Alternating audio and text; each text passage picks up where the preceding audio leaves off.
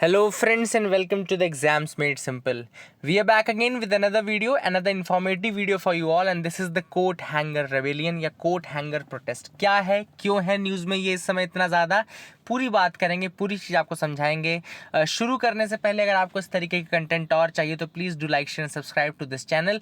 Content पसंद आता है तो उसको लाइक ज़रूर करिएगा, गिव अ थम्स अप, वो हमको मोटिवेट करता है।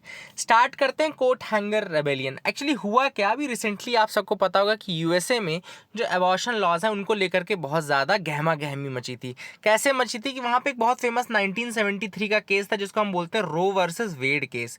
रो वर्सेस वेड केस के पहले क्या था कि एबॉर्शन राइट्स जो थे वो विमेन के पास नहीं थे, ठीक है ना। 1973 में जब रो वर्सेस वेड केस होता है उसके बाद विमेन को ये एबॉर्शन राइट्स मिल जाते हैं, ठीक है ना। मतलब कि वो लगभग अगर अभी एट प्रेजेंट कंटेक्स्ट देखें आप तो 24 से लेकर के 28 हफ्तों तक के बीच में वो अपना एबॉर्शन, अगर कोई ऐसा केस है कि जिसमें फीटल मैल फॉर्मेशन है या फीटल एबनॉर्मेलिटी है तो वो एबॉर्शन करा सकती हैं।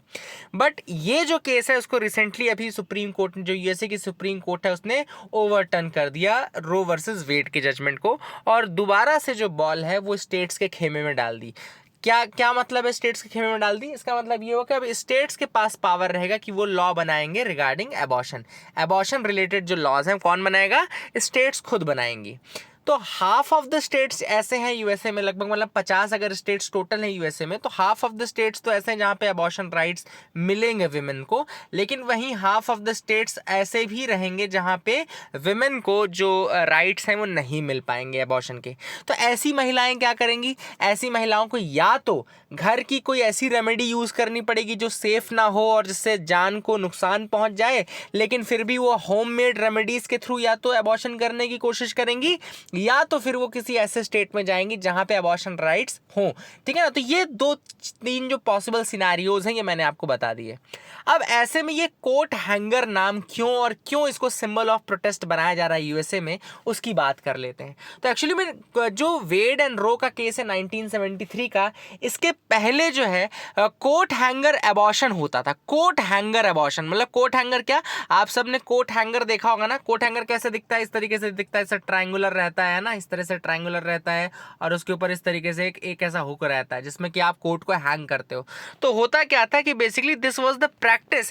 कोट हैंगर का मतलब है एक ऐसी प्रैक्टिस, एक ऐसा ऑब्जेक्ट यूज करना जो कि आपको एबॉर्शन करा दे। मतलब कोई ऐसा ऑब्जेक्ट या कोई ऐसी प्रैक्टिस जो होममेड तरीके से हाउस होल्ड ऑब्जेक्ट का यूज करके जब वुमेन अपना एबॉर्शन खुद करती हैं तो उसको कहते हैं हम होममेड एबॉर्शन या फिर coat hanger abortion.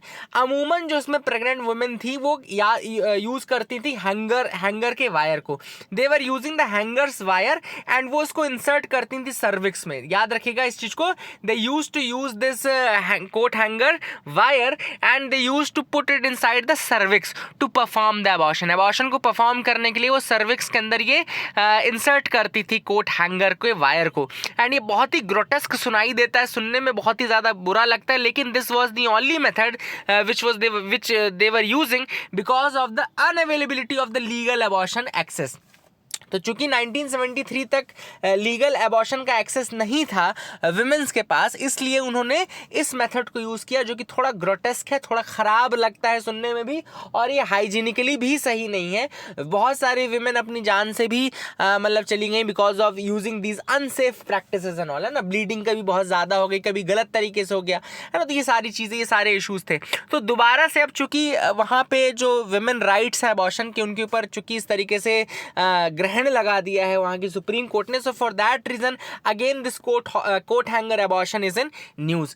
Now what does it symbolizes? क्या ये सिंबलाइज करता है? So the coat hanger rebellion it serves as a symbol of reproductive right movement. तो ये रिप्रोडक्टिव राइट्स मूवमेंट का सिंबॉलिक है एंड ये pre Roe versus Wade era है। Pre Roe versus Wade era में जो ग्रूसम उस समय की प्रैक्टिसेस यूज होती थी उनका रिमाइंडर है।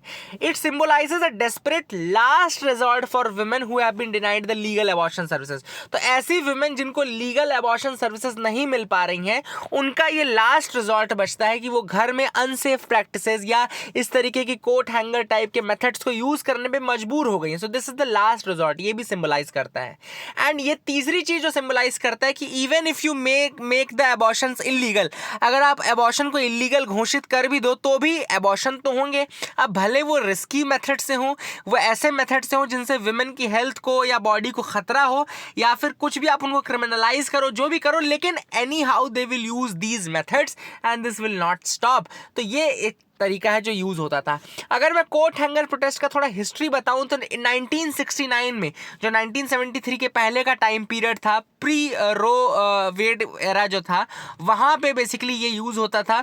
और यहाँ पे उन्होंने यूज़, याद रखेगा, वॉशिंगटन में मार्च भी की थी कोट हैंगर्स को लेकर के, अपने नेक के अराउंड लगाया था और वहाँ पे एक साइन था जिसमें लिखा था नेवर अगेन। क्या लिखा था? Never again. तो एक फोटोग्राफ है मेरे पास ये नेवर अगेन वाली। इस तरीके से कोट हैंगर आप देख सकते हैं प्रोटेस्ट का एक सिंबॉलिक बना।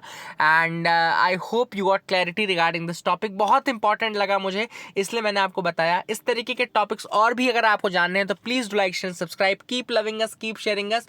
और अगर आप इंटरेस्टेड हैं हमारे पूरे करंट यूपीएससी के 2023 के कोर्स में, तो नीचे डिस्क्रिप्शन कमेंट में लिंक है, आप वहाँ से उसके बारे में डिटेल्स ले सकते हैं। So that is it, thank you and have a nice day.